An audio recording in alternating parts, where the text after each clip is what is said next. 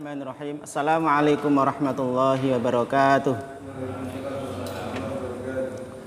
Alhamdulillahirabbil alamin wassalatu wassalamu ala asyrafil anbiya'i wal mursalin sayyidina wa habibina wa qudwatina Muhammadin wa ala alihi wa ashabihi wa man tabi'ahum bi ihsanin ila yaumiddin. Amma ba'du.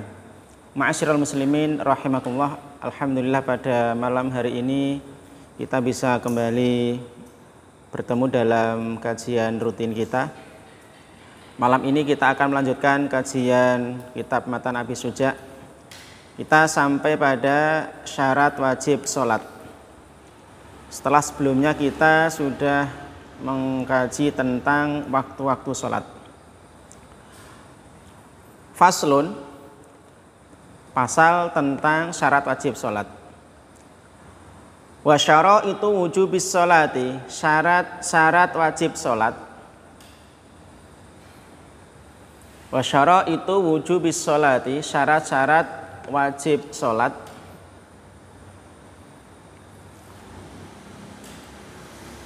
Salah satu asya'a, ada 3 perkara.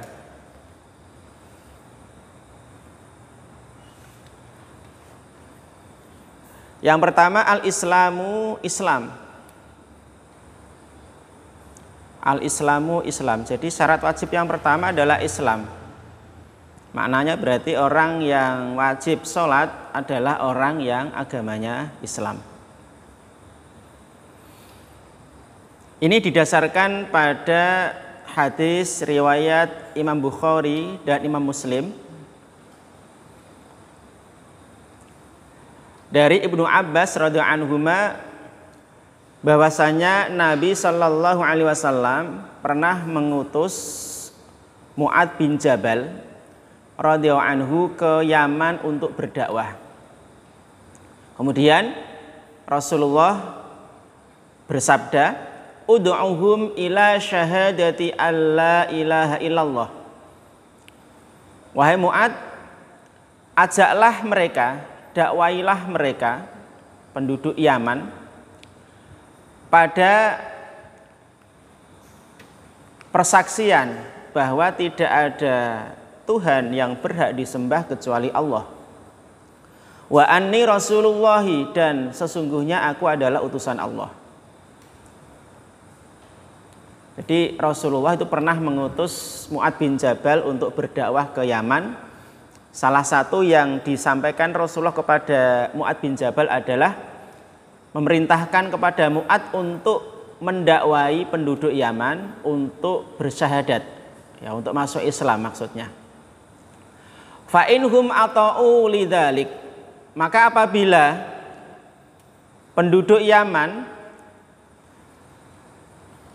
menaati itu, maksudnya mau mengucapkan syahadat, fa'alimhum, maka beritahukanlah kepada mereka, annallaha qad iftarada alaihim khamsa shalawatin, sesungguhnya Allah telah mewajibkan kepada mereka salat 5 waktu, salat fardu 5 waktu, fi kulli yaumin wa lailatin, pada setiap hari, ya, pada setiap hari, dalam sehari semalam. Nah, ini menunjukkan bahwa yang wajib sholat adalah orang yang agamanya Islam. Ini syarat yang pertama. Kemudian wal bulughu, syarat wajib sholat yang kedua adalah balik. Wal aqlu, dan berakal. Balik dan berakal.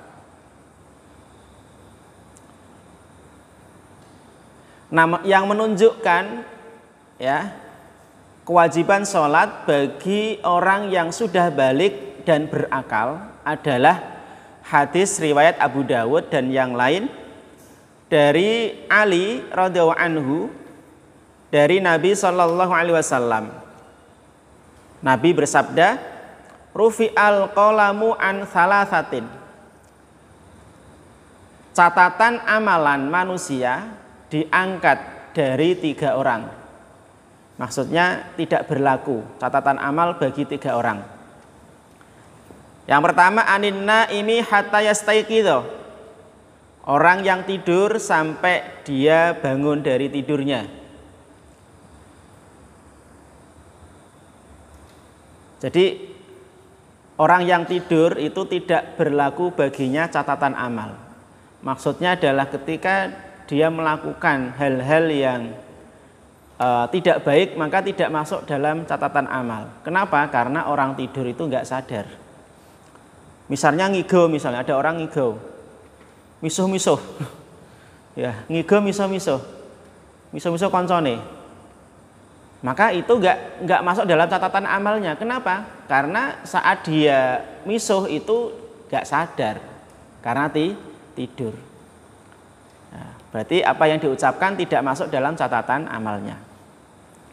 Kecuali kalau dia sudah bangun, ya misuh-misuh, ya itu baru dihitung, ya perbuatan dosa. Kemudian yang kedua, wa anis sobiyi, anak kecil, hatta yahtalima, sehingga dia balik. Sama, anak kecil ya, ketika belum balik berarti apa yang dilakukan itu tidak masuk dalam catatan amal. Wa anil majnuni, dan yang ketiga adalah orang gila, hatta yaqila, sampai dia waras dari gilanya. Nah, maka kalau ada orang gila yang auratnya kelihatan, ya namanya gila, kalau tidak waras ya apa yang dilakukan berarti tidak masuk dalam catatan amalnya. Kecuali kalau dia sudah waras, ya, maka itu akan berlaku baginya catatan amal. Nah, ini syarat wajib sholat, ada 3: Islam, balik, dan berakal. Wa huwa haddut taklifi. Ya, ini wa huwa haddut taklifi. Maksudnya adalah ketika 3 syarat ini sudah terpenuhi, maka seseorang wajib sholat. Seseorang wajib sholat. Wa huwa haddut taklifi. Ini adalah yang demikian adalah batasan taklif, pembebanan.